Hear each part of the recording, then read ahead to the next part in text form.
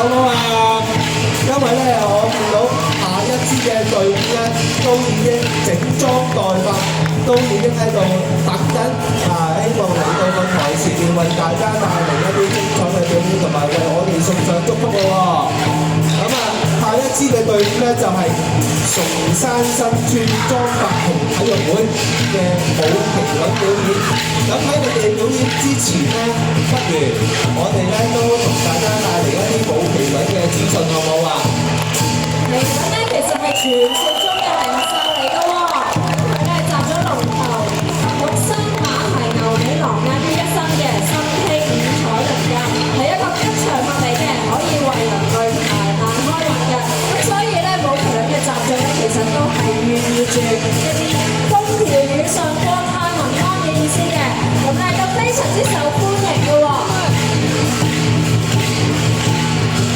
係啦，咁所以咧，我哋今日帶嚟嘅表演隊伍咧，可以話係各具特色啊！因為除咗可能我